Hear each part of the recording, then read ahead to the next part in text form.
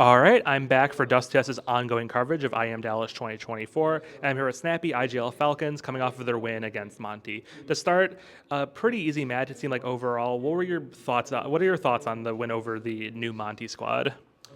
I mean, it's a win that we should be getting. Their new squad, as you said.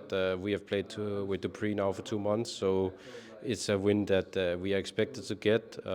We still do a little bit too many mistakes in the after plan situations. I think it's something we need to talk about, like the mindset when we get into the clutch. Also against G2, I think we should have won if we are a little bit better in the clutch. And it's actually mistakes that are kind of like it's unforced errors where we're like peaking when we shouldn't, and we're so experienced, so we should get better at that. So it's a talk we're gonna have. But apart from that, decent day despite the early loss and some bad play against G2. You mentioned sort of the unforced errors and getting sort of your gameplay to be more clean and without any issues. This core came over from Ends, which was one of the cleanest, most well put together squads in the world. Actually winning Dallas last year. But the transition to Falcons, how difficult it's come to sort of return to that level Sun Pius and Madden had together on Ends. Yeah, but I think the thing is, we didn't really start. We didn't have any progress until we got to pre because we couldn't really develop our playbook at all. Because in order to develop a playbook, you need to be able to do like get things in the system. But we kept repeating the same stuff over and over. But I think since we got to pre, we've been developing our playbook. I think we're actually playing pretty good Counter Strike overall. But the issue is, whenever we get into the good situations, it's like. There's some lack of confidence or something because people, myself included, are doing individual mistakes that shouldn't happen at this level, like 2-on-1s where the only way to lose the round, the bomb is down, is to peak, and we peak. And with this team that is so experienced, it shouldn't happen. You mentioned not really being able to make progress until Dupre comes in the roster, so that kind of makes me think Burrows had to leave the roster for the roster to progress. Why do you think that? Now that you've had some time to think about it and had some hindsight, like what's the difference between Burrows and Dupree that's sort of let the roster start to find its form? I'm not really gonna go into it. Like I think there's been enough around this topic, but I would say that when you want to create a system, you want to be able to do obviously strats and manipulate the strats. But if you can never get to the second stage, like kind of where you start manipulating your own strats and adding layers to it, then it's really tough, especially for an in-game leader like me, because I like to develop a full system in my teams, and if that cannot be incorporated, I'm not doing the best I can in my job. I wanted to pick your brain about adding Dupree. Obviously, one of the most decorated players in the Danish scene, but he's someone who's progressing in the years. His last outing on Prezi wasn't the most eventful. What were the main factors that led you to be like, okay, we need to pick up Dupree? And what role did Magic play in getting Dupree into the squad? I would say the main thing was that at this point we had been through so much hardships, and we were in a tough situation, and what we needed more than anything was, to be honest, stability. We needed stability. We needed like calmness, so to say. We needed to be able to just sit down, focus, develop the system, get to the next step, get like add the next layer, and we needed a guy that we could trust 100% could do that. Obviously, we could have gotten a youngster, and we could have gotten a guy that would potentially become a superstar. However, we didn't feel like there was anyone at the time that could just go full crazy, and Dupree was doing really good in tier 2. He showed a lot of hunger. Um, and also, when you bring in a young guy that maybe you don't know if he has it in him to be part of a system. And we needed a guy that was able to be part of a system. Another recent addition to Falcons ranks is Trochu. For those who don't know, he was your analyst back on Ends. Was that sort of a big factor in adding him to the squad, and was it sort of like someone you appreciated his work with on Ends and thought he would be a key addition to your coaching stack?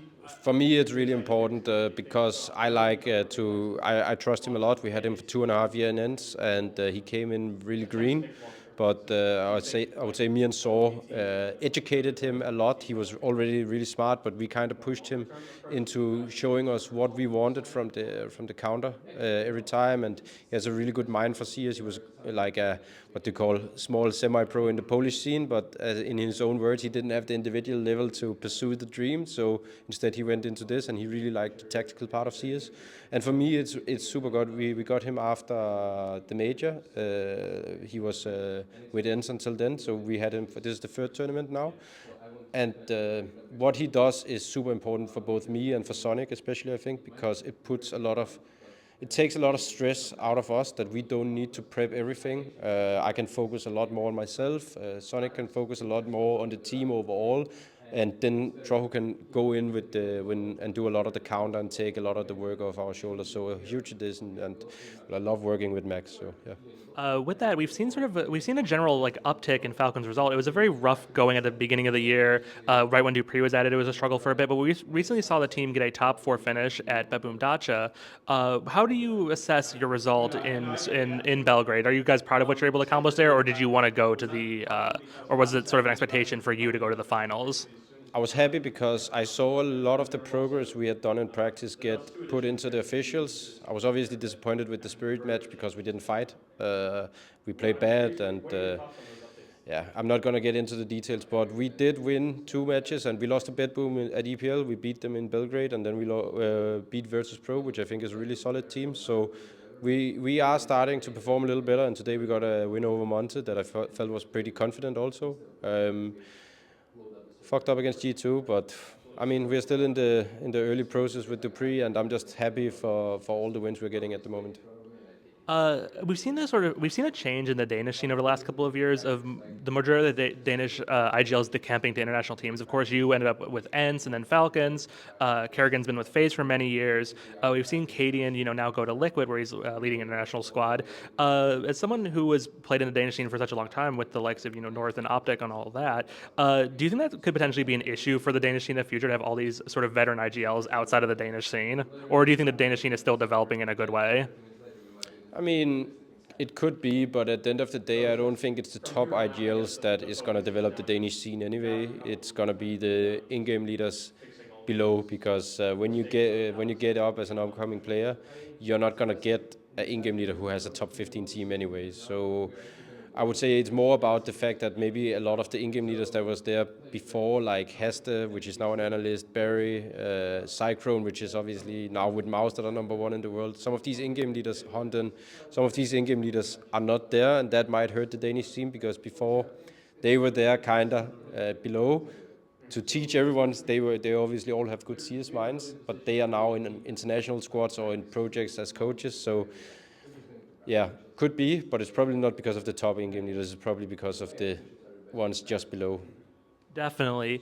We had a chance to talk to Haji earlier in the day, and he mentioned the fact that when he was on Falcons, a source of stress for him was the expectation to find quick results for the organization.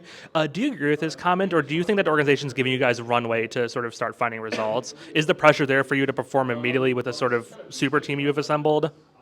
There's a lot of trust in the process from the Falcons organization, and there is no pressure, I would say. Also because the whole super team thing is kind of like a little bit stupid, considering the fact that the super team was when people were thinking about Mnmzzz and Nico, which is superstars.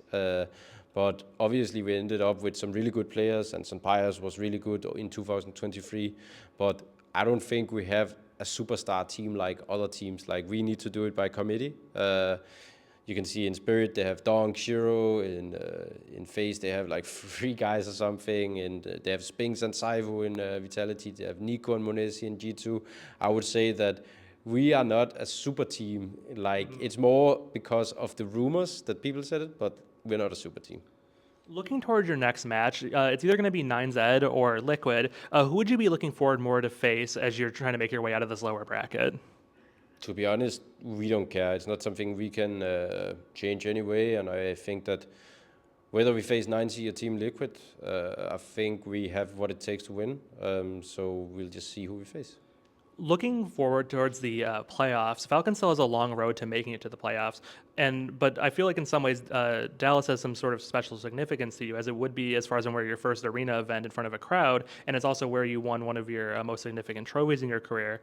How would it feel for you to sort of prove the progress of this project by making it back to an arena? I mean, it would be good. We obviously made it with Borders in Katowice, top 4. But with this team, which I consider a fresh start with Dupree, it would be good to get an arena showing under our belt. However, I don't think it is the most important, because I think everyone has tried it so many times that I don't think it's like we are going to need it. I think we are a team that will most likely elevate ourselves in an arena, because St. Pius is really good there. well, you know, the two Danes, they have, let's just say, done pretty good in different arenas. So I would say we have the team that it's not really going to be an issue when we step in that. Do you still get excited for those arena days as someone who's been in the scene for probably going on 15, 16 years now? Yeah, of course, that's the most fun. When you get the arena days, that's where there's the most excitement. So obviously, I hope that we get one. All right. Thank you so much for your time. We'll see you guys in action tomorrow against Liquid or 9Z.